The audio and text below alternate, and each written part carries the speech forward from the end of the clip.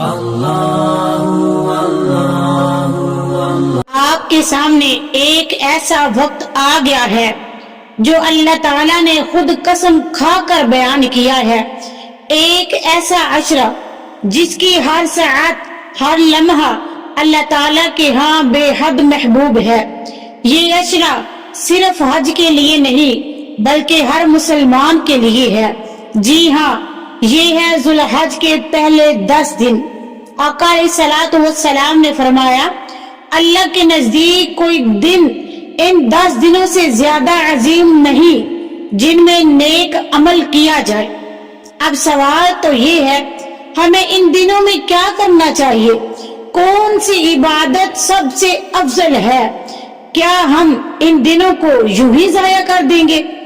آئیے آج کی قرآن و حدیث اور نبی کریم صلی اللہ علیہ وآلہ وسلم کے طریقے کی روشنی میں جانیں گے۔ اللہ تبارک و تعالیٰ نے قرآن مجید میں ارشاد فرمایا، وَالْفَجْرِ وَلَيَالٍ عَشْرٍ، قسم ہے فجر کی اور 10 راتوں کی۔ مفسرین کے مطابق یہاں 10 راتیں یعنی کہ 10 راتوں سے مراد ذو الحج کی پہلے 10 دن ہے۔ نبی کریم صلی اللہ علیہ وآلہ وسلم نے فرمایا، دنیا کے دنوں میں کوئی دن ایسا نہیں جس میں نیک عمل اللہ کو اس 10 دن سے زیادہ محبوب ہو۔ صحابہ اکرام ان دنوں کو رمضان سے بھی زیادہ اہم سمجھتے تھے، کیونکہ ان دنوں میں حج، روزہ، نماز، صدقہ، قربانی اور جہاد سب جمع ہو جاتے ہیں۔ آئیے اب تفصیل سے ان عبادت کو بیان کرتے ہیں جو ان 10 دنوں میں کی جا سکتی ہے۔ پہلے نمبر پہ نماز کا اہتمام، فرض کی مکمل ادائیگی، وقت پر نماز پڑھے، نوافل پڑھے، تہجد پڑھے، اشراق پڑھے، چاشت پڑھے، اوابین پڑھے اور نماز حاجات پڑھے۔ نبی کریم صلی اللہ علیہ وآلہ وسلم نے فرمایا، سب سے پہلا عمل جس کا قیامت کے دن حساب لیا جائے گا وہ ہے نماز۔ آپ نے نماز کو چھوڑ دیا تو گویا اللہ کے سب سے محبوب عمل کو ضائع کر دیا۔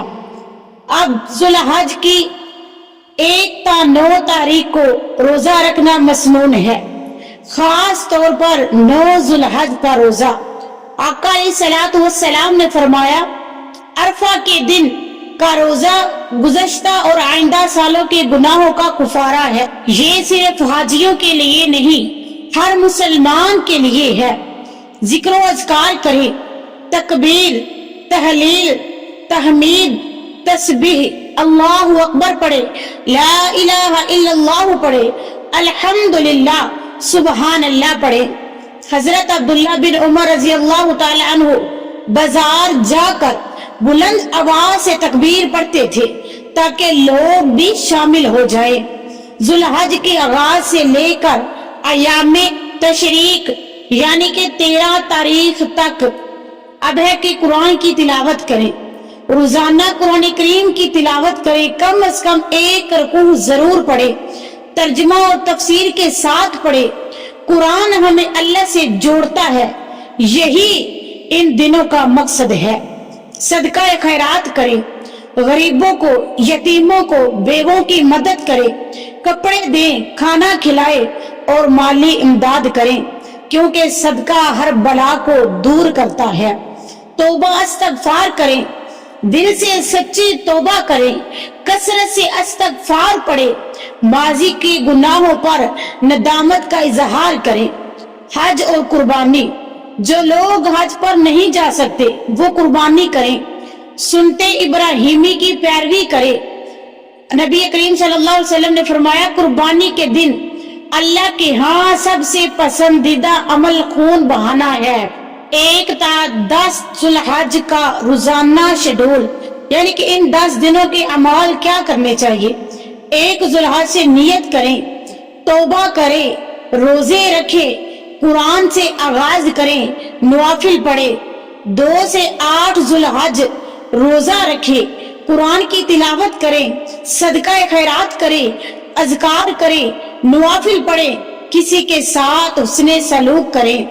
اور 9 ذو الحج یعنی کہ عرفہ کا روزہ رکھ کے کثرت سے دعا کریں، गुनाहों की माफी मांगे और मौत की तैयारी के बारे में सोचे। 10 जुल्हज को ईद है, कुर्बानी करें, नमाज ईद पढ़े, मस्कीनों को गोश्त देना, तकबीरात पढ़ना यानी कि तकबीरें भी साथ साथ अपनी जबान पर जारी रखना। मेरी इस्लामी भाइयों और मेरे प्यारी बहनों, ये 10 दिन फिर शायद हमें जिंदगी में नसीब ना हो। क्या हम इन दिनों को सोने, खाने और दुनिया के कामों में जाया कर देंगे या फिर अल्लाह की करीब जाने का सुनहरी मौका हासिल करेंगे? नबी करीम सल्लल्लाहु अलैहि वसल्लम ने हमें इन दिनों की अहमियत बताई, सहाबा ने अमल करके दिखाया और आज हम भी एक मौका यानी कि दिया, हमें भी आज एक मौका जो मिला है इसे हम ऐसे नहीं जाने देंगे। आज इसे ही नियत करेंगे, रोजे रखेंगे, नमाज वक्त पर पढ़ेंगे, तौबा करेंगे, किसी को माफ कर देंगे, किसी की मदद करेंगे, अपने रब को खुश करने की कोशिश करेंगे। यही कामयाबी है, यही जन्नत की राह है। जुल्हज के पहले 10 दिन सिर्फ ज़ाहिरी इबादत के लिए नहीं बल्कि दिल की सफाई, नियत की इस्लाह और तज़किया नफ्स का बेहतरीन मौका भी है। इन दिनों में अल्लाह ताला खास तौर पर इंसानों के दिलों को माइल करता है। कुरान मजीद में अल्लाह तबारक व तआला ने इरशाद फरमाया, कद अफलहा मन ज़क्काहा, यकीनन वो शख्स कामयाब हुआ जिसने अपने नफ्स को पाक किया। ये वक्त है कि हम अपनी अना, हसद, गीबत, तकब्बुर और दिल की यानी कि दिल से जितने भी गीबत है, दिल में जितने भी मैल है सबको निकाल कर अल्लाह की तरफ रजू करें। दुआ का सुनहरी वक्त है। जुल्हज के दिनों में खसूसन अरफा के दिन दुआ का खुसूसी तौर पर आप मुकाम तो बुलंद है, पर नबी करीम सल्लल्लाहु अलैहि वसल्लम ने फरमाया अरफा के दिन की दुआ सबसे अफजल है। इन दिनों में फजर के बाद, नमाजों के बाद, सजदों में, तहज्जुद में खूब दुआएं मांगे, वालिदैन के लिए, अपनी आखिरत के लिए, उम्मते मुसलमा के लिए और पूरी इंसानियत के लिए दुआ करें। मगफरत का मौसम है। जैसे रमजान में अल्लाह ताला गुनाहों को माफ करता है, ऐसे ही जुल्हज के इब्तदाई दिन में भी मगफरत का मौसम है।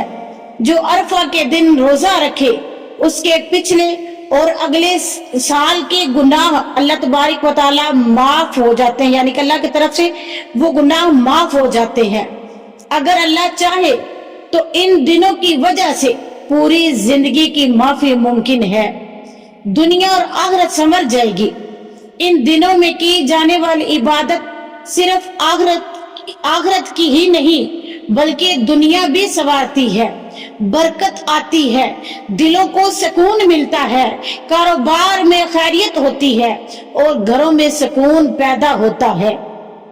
नबी करीम सल्लल्लाहु अलैहि वसल्लम ने फरमाया कि बदबख्त है वो शख्स जो रमजान का महीना पाए और अपनी बख्शिश ना करवाए।